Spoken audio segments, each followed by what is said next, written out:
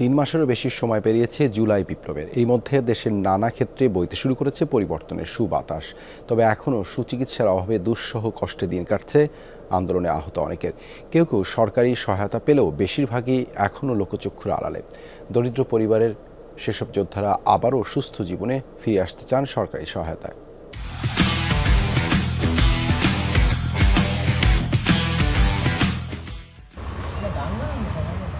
মাগুরা সদরের মালিগ্রাম এলাকার দিনমজুর মনিরুল ইসলাম ছাত্র জনতার আন্দোলনে গত 4 আগস্ট পুলিশের গুলিতে আহত হন তিনি। শরীরের বিভিন্ন স্থানের পাশাপাশি চোখেও লাগে বুলেটের আঘাত। এরপরই মনিরুলের জীবনে নেমে আসে ঘোর অন্ধকার। হসপিটাল কর্তৃপক্ষ বলেছে যে উন্নত মানের চিকিৎসা লাগবে। উন্নত মানের চিকিৎসার জন্য তো আমার কাছে কোনো অর্থ নাই। দরিদ্র পরিবারের একমাত্র উপার্জনক্ষম ব্যক্তি মনিরুল। আহত হবার পর থেকেই মানবেতর দিন কাটছে তাদের।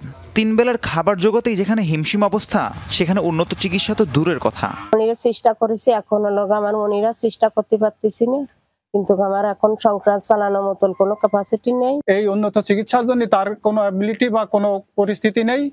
একই পরিস্থিতির শিকার জেলার পারনান্দোয়ালি গ্রামের দিনমজুর আলামিন হোসেনের। ছাত্র জনতার আন্দোলনে খাওয়া একটি গুলি এখনো রয়ে গেছে শরীরে। আমি যে থাই গ্লাসের কাজ করি আমার ফ্যামিলির, এখন ধরতে গেলে পরে আমার ফ্যামিলি আমি একটা বোঝা হয়ে গেছি, যেটা এখন আমি আমার কাজ শুরু করতে পারিনি। আমি 4 আগস্টের পরে পর্যন্ত আমি এই পর্যন্ত বসায় আছি। চিকিৎসকরা বলছেন আলামিনের শরীরের ভেতর থাকা গুলি অপসারণ অনেকটাই কঠিন। উন্নত চিকিৎসায় সরকারের সহায়তা চান পরিবারের সদস্যরা। চিকিৎসা করা হয়েছে বিভিন্ন জায়গায়, আমাদের সামর্থ্য অনুযায়ী করছি। এখন আমাদের ওর সুন্দর চিকিৎসা দেওয়ার জন্য কোনো অ্যাবিলিটি নাই। এখন ওর যদি সরকার যদি একটু দেখে ওরে। মুন্সিগঞ্জের 70ঊর্ধ্ব আয়েশা বেগমের অবস্থা আরও করুণ। ভিক্ষাবৃত্তির মাধ্যমেই দিন পার করেন স্বামী সন্তানহীন আয়েশা। পেটের দায় বের হয়েছিলেন, তবে বাড়ি ফেরেন গুলিবিদ্ধ হয়ে। 3 মাস ধরে বাম পায়ের গুলি নিয়েই কষ্টে জীবনযাপন করছেন তিনি।